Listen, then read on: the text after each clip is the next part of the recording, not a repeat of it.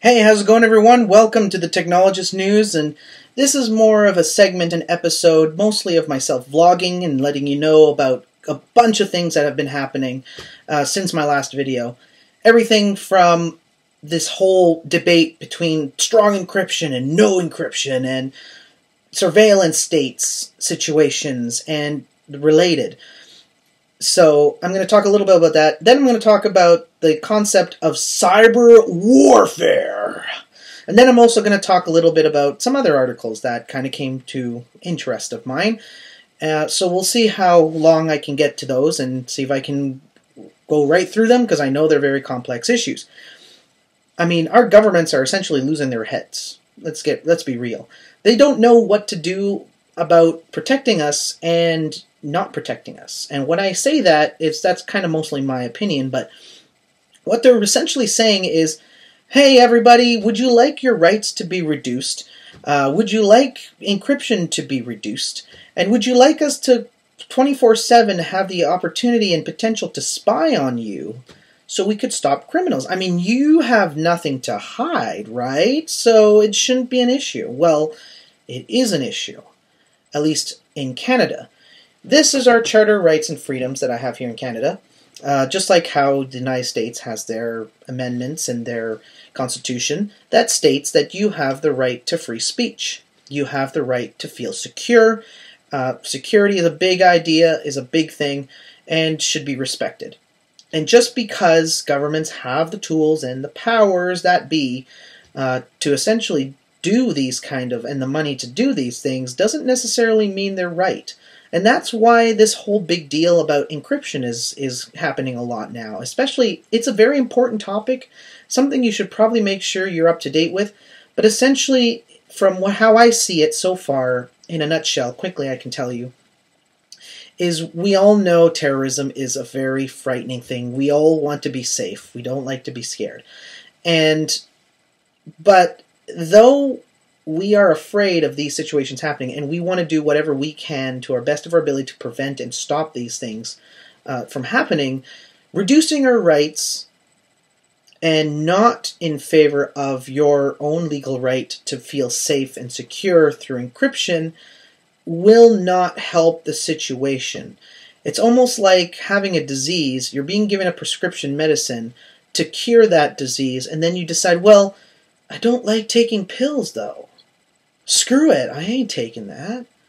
It's similar to that, because you're really, instead of preventing or stopping an issue, you're essentially making the issue worse by not taking any action towards it. Or by making that issue or making that problem get worse by not preventing it, by not practicing your rights, by not being involved in knowing what's going on, or practicing a lot of critical reasoning or thinking, which really has to do a lot with cyber warfare, because cyber warfare is real and it is a problem. We're dealing with cybercrime market. I know there is a market for this, believe it or not, like everything else. The cybercrime market is so large that it is just the same or larger than all illegal drug money made globally, which is a lot. The thought of it is insane. Of all kinds of terrible things done through the internet that you can think of. If you can think of a terrible thing that is done through the internet, it exists. Believe me, there's a lot, and I could go into some detail with that, but frankly, I don't want to, because there's a lot of terrible things that happen out there on the dark web and so on, that are, from a societal point of view and even from a rational point of view, are quite not so safe or fun.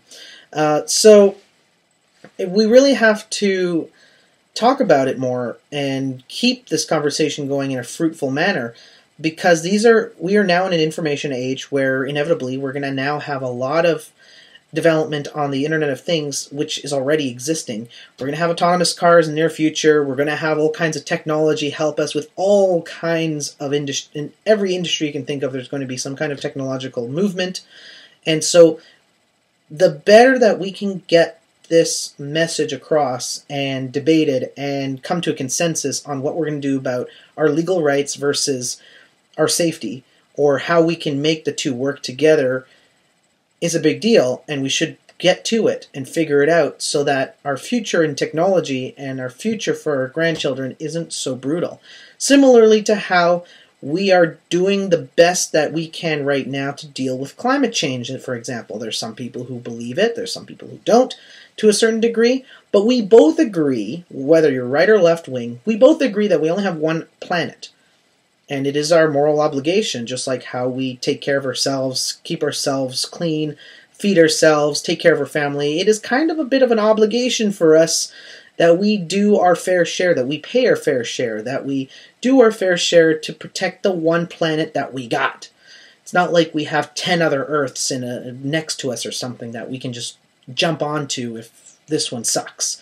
We don't have that luxury. We don't have that option. And even if we had that luxury, it just doesn't work that way. You shouldn't just abuse something because it's plentiful and it's there in front of you. You should take care of it.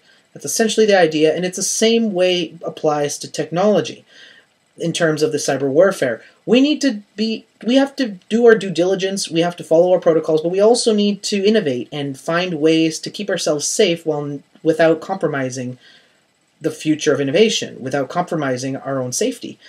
For example, this whole giant issue and, frankly, this pandemic of ransomware that's going around, malware. The best advice that I can give you on that front, similarly to what I've been just saying, is be safe.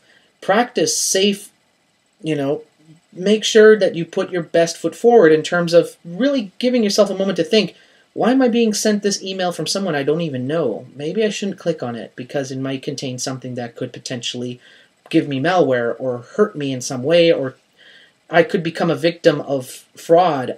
You really have to think about that. I could be a victim right now of my money could be being stolen from my credit card and I wouldn't even know. My identity could be out there and it's being used in a manner that it shouldn't be. I've had a friend of mine whose identity was stolen when he was just 16. And they tried to buy a house. A 16-year-old buying a house. What? How? And it was because someone stole his identity. Just like that. It's just that simple nowadays. And it's even more easy. Especially now with cyber warfare being a thing, someone could trigger and hurt somebody indirectly through power outages, through contaminating our water, by hurting our facilities for energy production. From just a click of a button now, from hacking. These are big deals, people. And we have to keep ourselves educated on that front, at least to the best that we can, and do the best that we can from putting our foot forward through our due diligence. So please make sure you're being safe regardless of whether it's in real life, whether it's your legal rights, or whether it is, frankly, the stake of your personal data and information. And so with that, this is Anthony of the Technologist News, and we'll talk soon. Of course, other things that have been interesting is, of course, Facebook now has gotten millions of users through the Tor, and you also even have Ubuntu 16.04 LTS is now released, and I am enjoying it. I'm loving it on my business computer, on my business laptop, and on the desktop, I'm now using Arch Linux for the reason that it is so much better and more lightweight, so I can actually do some proper video editing on it, at least from the hardware that I have, which we're talking here in Core 2 Duo. So, some great stuff. And of course, I'll have some new episodes coming up for the Technopreneur where I talk about some stats, awesome stats about Canada's information technology, or because I'm kind of in limbo whether I should do something like this, stats, or should I just get straight to teaching you little by little about how to prepare a business plan. So that's in the works. But nonetheless, a new episode will be out shortly for that. And, whichever I feel like doing, I'll post for you. And other than that, I thank you for taking the time to listen to a little bit of my rambling. Check back again to the Technologist News, and I'll have my usual format of 3 articles talking about them. And we'll talk soon.